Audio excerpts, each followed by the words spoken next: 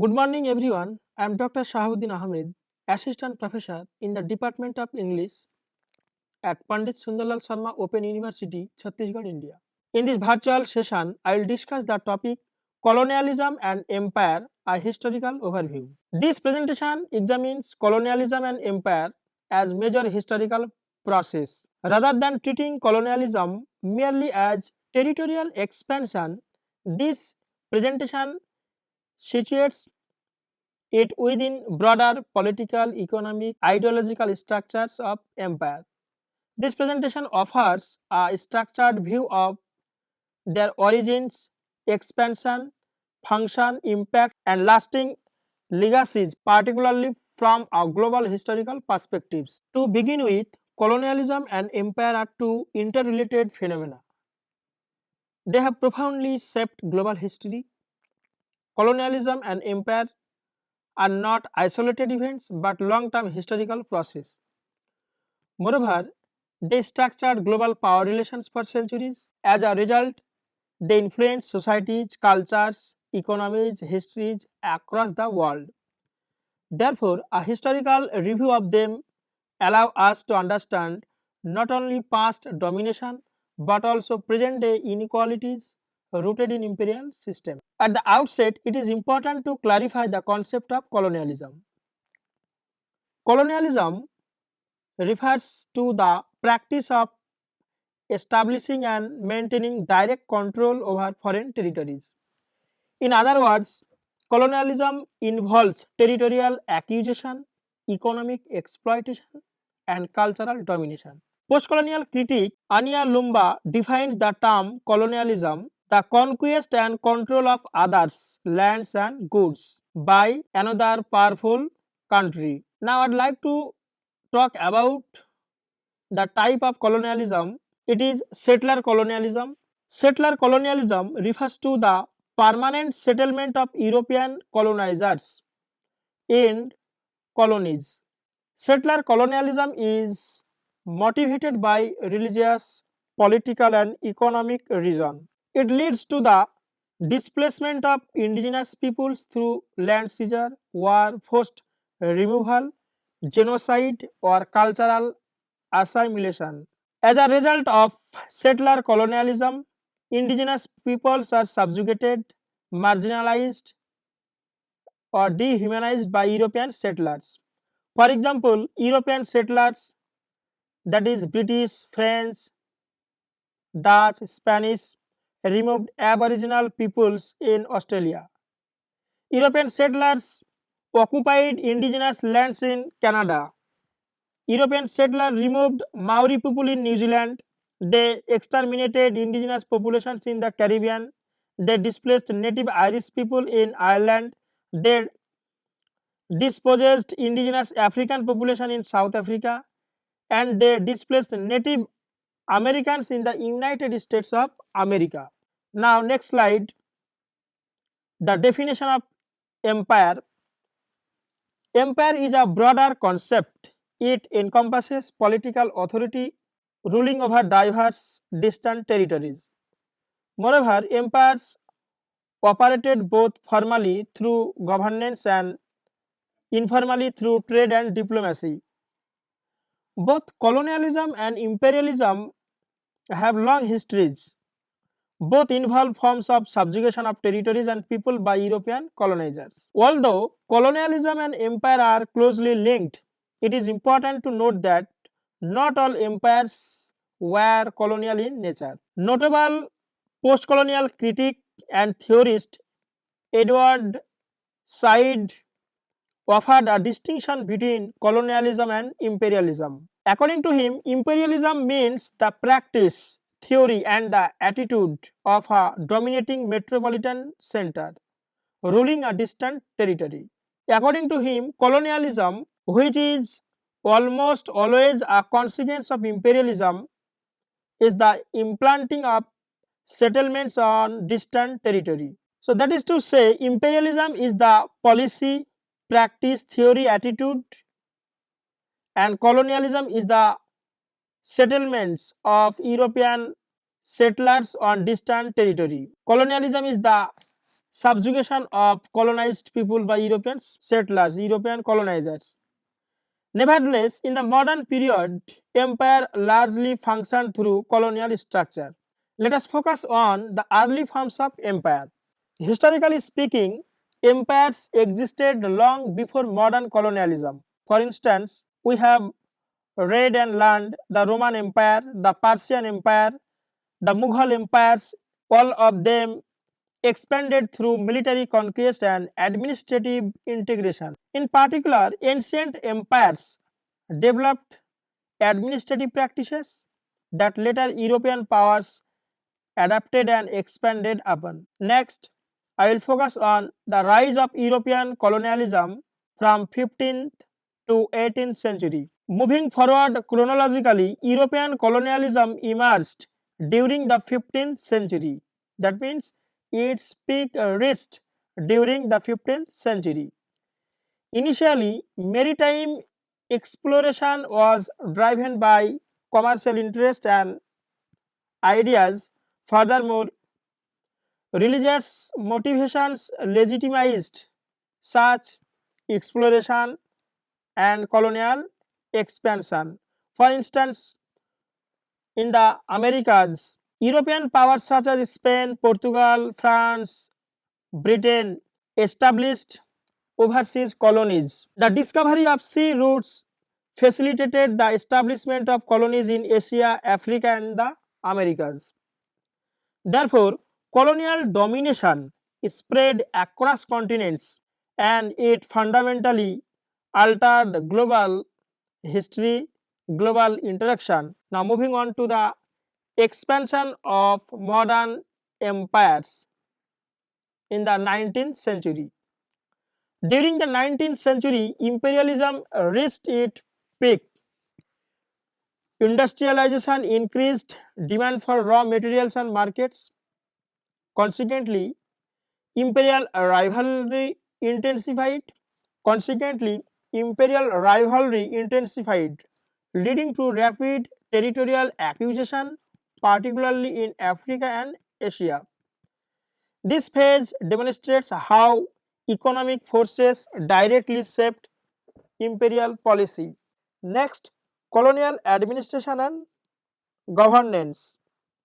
In order to maintain control, colonial powers developed various systems of administrative structures. While some regions experienced direct rule, others region governed indirectly through local elites because local elites always helped. However, despite many differences, both systems preserved imperial authority and economic exploitation. Moreover, colonial administration institutionalized racial hierarchies, reinforcing colonial dominance. Now, let us look at the economic motivations of colonialism. Primarily, colonial expansion was driven by economic interest. Because colonies supplied raw materials, cheap labor, and new markets for manufactured goods for Europeans. Consequently, wealth flowed from colonies to imperial metropolitan centers. So, in this way, colonies served imperial needs. Economically, colonialism functioned as an extractive system. Therefore, colonial economies became dependent and underdeveloped. This unequal economic relationship laid the foundation for modern global inequality. So, in these days, global inequality, the cause of global inequality is the unequal economic relationship due to the colonial economies.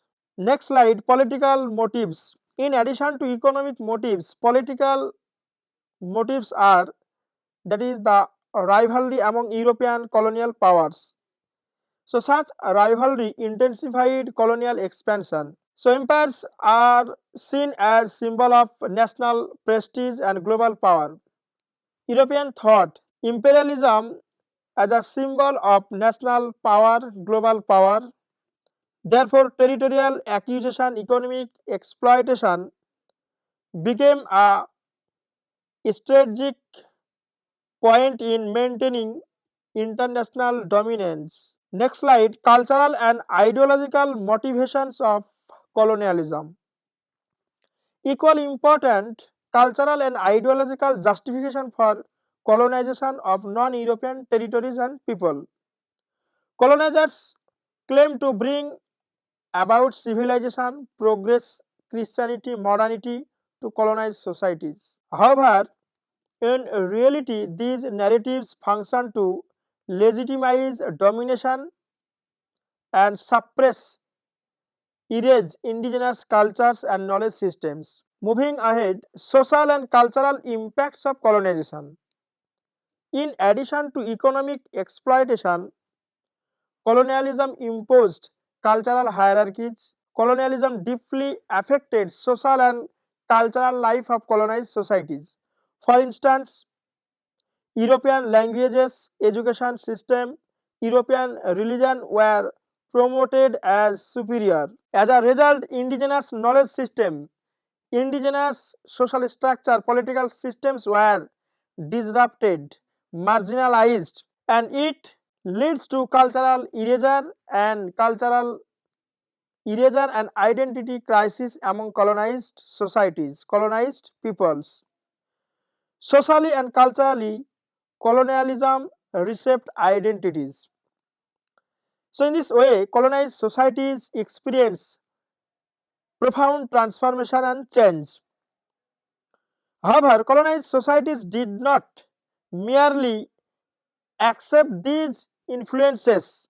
Instead, they produced hybrid cultural forms, that is, the blending of indigenous cultural and European cultural systems. It is called cultural acculturation. Next, anti colonial movements and the decline of empires.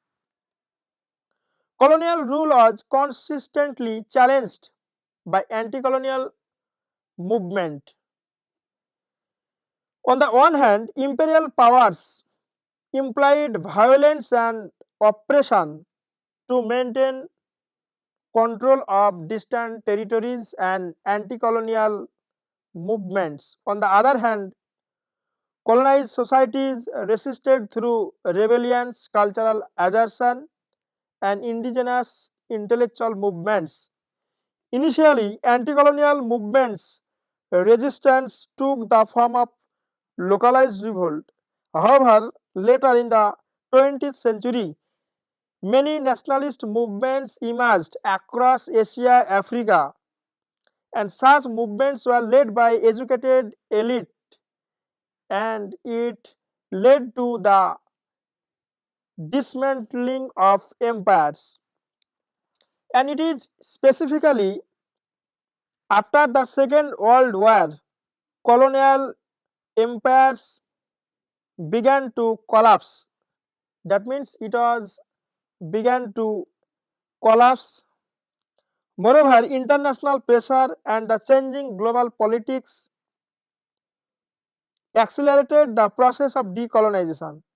So, decolonization, that is the anti-colonial movement, decolonization led to the creation of new post-colonial nation states.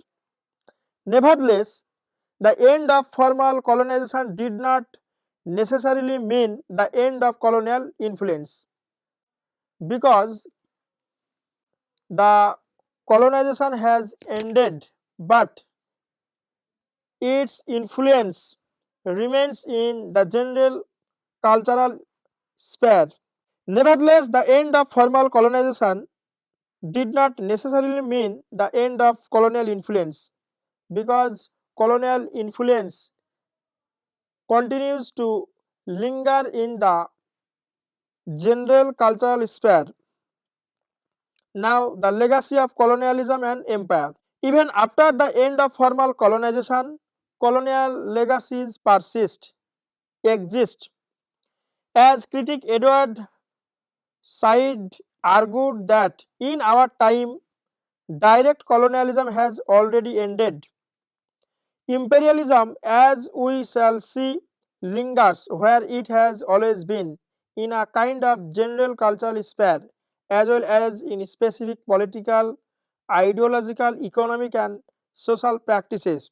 Postcolonial societies continue to grapple with economic dependency, cultural marginalization, and political instability. For example, political borders drawn by European powers, and it continues to generate conflict in the 21st century. Economic dependency persists. So these are the influence of European colonialism that lingers in the present time. Scholars argue that colonialism persists in indirect forms. It is described as neo-colonialism. So colonialism